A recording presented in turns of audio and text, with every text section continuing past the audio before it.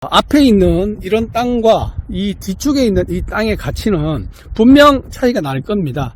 그렇다면 이 땅의 가치는 앞에 땅보다는 낮겠죠. 하지만 이 땅을 맹지를 탈출시켜서 가치를 올릴 수 있는 방법들이 있습니다. 대표적으로 앞에 보이는 여기 이 국어를 점용 허가를 받아서 정상적으로 농어촌공사에 점용 허가 신청을 해서 그렇게 사용할 수 있는 방법도 있습니다. 또 하나의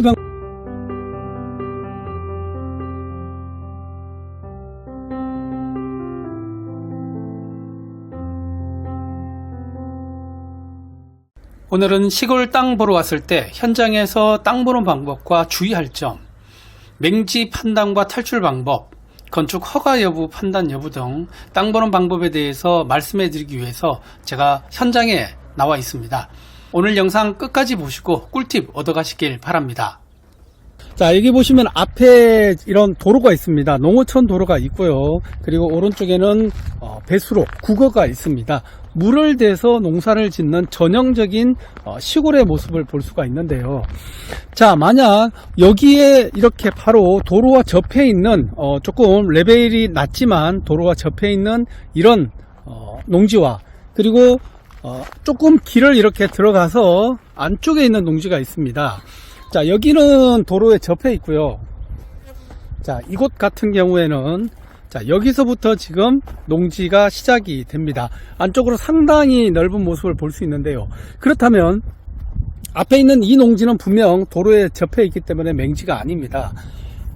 자, 이쪽에 있는 농지도 맹지가 아니죠. 그렇다면 과연 이 부분은 뭐가 있어서 이렇게 들어와서 여기부터 농지가 시작이 됐을까요? 여기에 있는 이 땅의 토지가 해당이 될 수도 있고요. 아니면 이 부분은 뭔가 다른 게 있을 수도 있습니다. 그래서 토지염을 통해서 이쪽 부분을 확인을 이렇게 해 보니까요. 바로 이것은 국어입니다. 보통 국어 같은 경우에는 국유지에 해당이 되고요. 소관관리청이 등기부등본을 발급해보면 농어촌공사일 경우가 많습니다. 그렇다면은 앞에 있는 이 농지 같은 경우에는 농사를 짓는데 농기구가 들어오거나 하는 데는 전혀 문제가 없어 보입니다. 왜냐하면 이곳이 국유지이기 때문에 다른 사유지가 아니기 때문에 사용을 해도 상관은 없는데요. 정식적으로 사용을 하기 위해서는 이곳 소관청 농어촌공사의 점용 허가를 받아서 사용하는 게 맞습니다.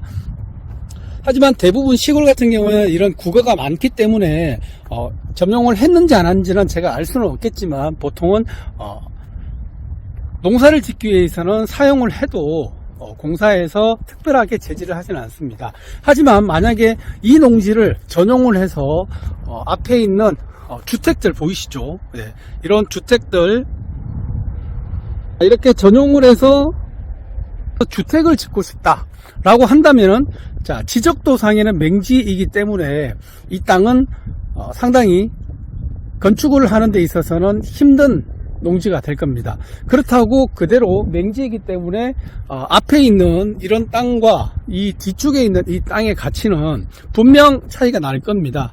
그렇다면 이 땅의 가치는 앞에 땅보다는 낮겠죠. 하지만 이 땅을 맹지를 탈출시켜서 가치를 올릴 수 있는 방법들이 있습니다. 대표적으로 앞에 보이는 여기 이 국어를 점용 허가를 받아서 정상적으로 농어촌공사에 점용 허가 신청을 해서 그렇게 사용할 수 있는 방법도 있습니다. 또 하나의 방법은 자, 여기 레벨이 좀 더 높은 이 도로와 레벨이 같은 이 농지 같은 경우에 일부 자, 이 주인분하고 협의를 하셔야 되겠죠. 그래서 이렇게 분할을 해서 들어가는 입구를 잘라서 왼쪽 편에 있는 이 토지만 매입을 하게 된다면 맹지가 탈출이 되겠죠. 그래서 이 도로와 접해 있는 토지로 만들어서 땅의 가치를 올릴 수 있는 방법이 시골 땅은 분명히 존재를 합니다. 자, 그리고 또 하나의 방법은 안쪽에 있는 이런 이제 맹지 같은 경우에는 매도 호가에 따라서 공시지가와 차이가 그렇게 많이 나지 않는 경우도 있습니다. 그래서 보통 공시지가 2배 이내에서 차이가 난다면 감정을 받아서 나중에 농지연금용 농지로 사용을 한다면 경매를 통해서 낙찰을 받는 금액과 거의 비슷한 금액으로 그런 효과를 볼 수 있는 그런 시세의 농지가 될 수도 있습니다. 그래서 농지연금을 활용할 수 있는 그런 농지가 될 수 있다는 점도 이런 농지의 큰 장점이 될 수가 있습니다. 농지연금은 이렇게 뭐 도로가 붙어 있을 필요는 없습니다. 가격이 어쨌든 싸고 감정가는 높고, 그런 농지가 바로 농지연금에 딱 맞는 농지이기 때문에 여러분들 그런 관점에서 한번 바라보신다면 농지가 새롭게 보일 수도 있을 겁니다. 자, 이곳에 뭐 농지 전용을 받아서 멋진 뭐 주택을 짓겠다, 이런 것들은 조금 현실적으로는 가능성이 조금 떨어져 보입니다. 왜냐하면 물을 대서 농사를 짓는 답이기 때문에 우리 일반 밭과는 조금 차이가 있습니다. 논이기 때문에 이곳은 농지로서 사용을 하시는 게 더 맞는 방법이고요. 더 나아가서 길을 만들어서 맹지를 탈출시켜서 시세를 올릴 수 있는 방법을 고민해 보시고, 아니면 농지연금용 농지로 사용을 해서 활용을 하신다면 이런 농지들도 충분히 여러분들 수익을 줄 수 있는 토지가 될 수가 있습니다. 실제 땅은 가장 중요한 게 이렇게 현장에 나와 보시는 게 가장 중요합니다. 나와서 눈으로 이 레벨 차이도 확인을 해 보시고요.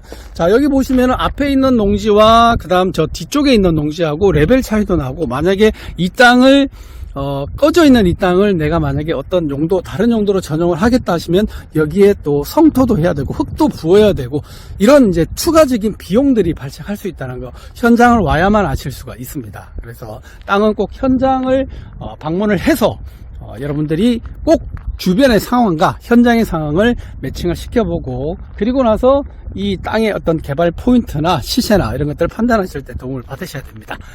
여러분들 맹지라고 해서 무조건 다 안 좋은 땅은 아닙니다. 그래서 이렇게 어떤 방법이 있는지 조금 많이 연구를 해보시고, 그 다음 현장도 와보시고 한다면 또 그런 탈출할 수 있는 방법들이 보이니까요. 여러분들 한번 꼭 땅은 현장에 나와서 판단을 해보시기 바랍니다. 그럼 이어서 시골 땅 보실 때 건축 허가 여부를 어떻게 판단하는지 확인해 보겠습니다. 우리가 시골에 건축을 하다 보면 이런 주택을 건축을 할 때 필수적으로 필요한 게 바로 이 도로와 그리고 배수로입니다. 그런데 이 도로와 배수로는 여러 가지 형태로 존재를 하게 되는데요. 과연 어떤 도로는 건축이 되고 또 어떤 배수로는 건축 허가 사항에 포함이 되고 또 포함이 되지 않는 그런 배수로도 있습니다. 자, 저기 앞에 보면은 저런 주택 단지들도 보이는데요. 과연 이 건축 허가를 받기 위해서 필요한 시골에서 도로와 배수로의 조건은 어떨까요? 한번 오늘 알아보도록 하겠습니다. 자, 앞에 있는 이 도로는 흰색 실선만 있는 차가 한 대 다닐 수 있는 폭 약 2m 정도의 도로가 되겠습니다. 그리고 옆에 있는 이 배수로는 자, 이렇게 물이 잘 흘러가고 있는데요. 과연 건축을 하는 데 있어서 배수로를 인정을 받을 수 있을지 여러분들에게 한번 말씀을 드려보겠습니다. 자, 농어촌에 있는 이런 도로는 법정도로와 비법정도로가 있습니다. 자, 이 도로를 따라서 여기 안쪽으로 들어가는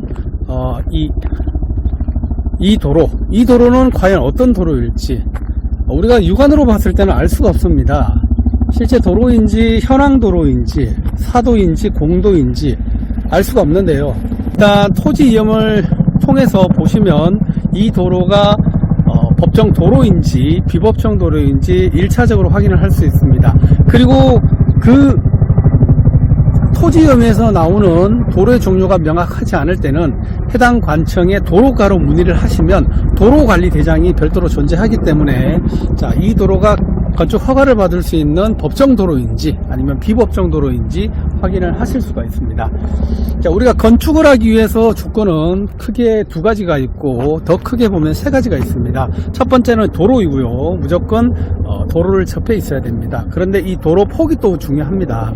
그래서 건축법상에는 4m 이상 도로에 2m 이상 접해 있어야만 건축이 되는데 이런 시골 같은 경우에는 그 규정이 조금 더 완화가 되어 있습니다. 그래서 최소한 지금 제 앞에 보이시는 폭 2m 도로에 접해 있고요.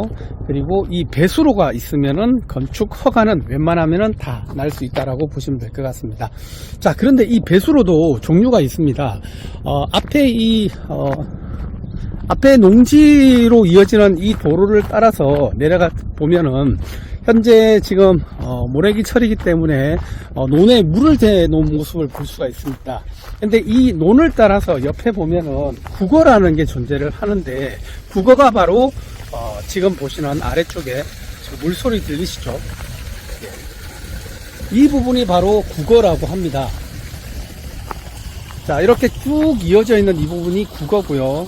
자, 이 국어는 농업용 목적을 위해서 존재하는 수로라고 보시면 될 것 같습니다. 그러면 과연 여기에 농지 전용을 받아서 주택을 지었을 때 이 배수로로 건축 허가를 받을 수 있을까요?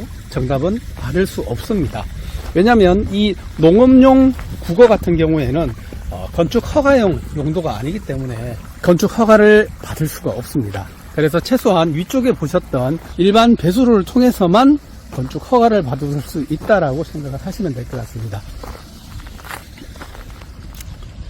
자, 왜냐하면 이런 농업용 수로 같은 경우는 오염이 되면 안 되기 때문에 특별히 조금 더 엄격하게 관리를 한다라고 보시면 될 것 같고, 자, 앞에 있는 이런 수로도 다 국어 배수로에 해당은 되지만 건축 허가상 배수로에는 해당이 되지 않는다고 보시면 될 것 같습니다.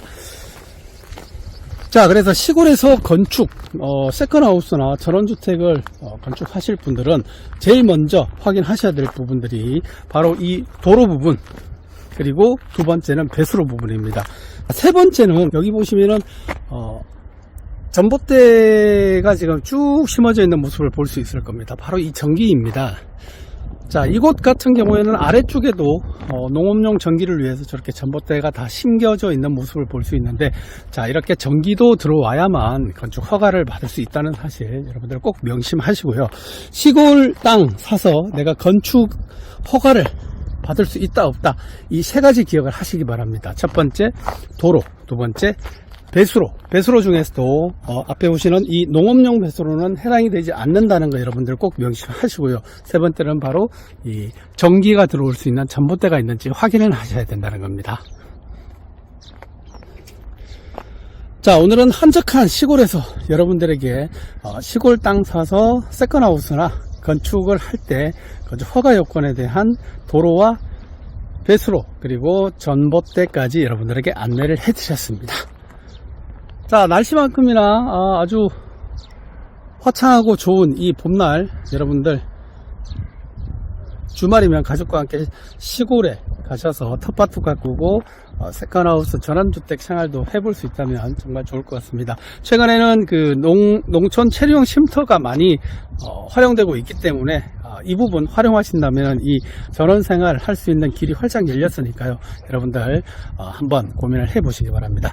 자, 저는 다음번에 또 다른 소식으로 여러분들 찾아뵙겠습니다. 감사합니다.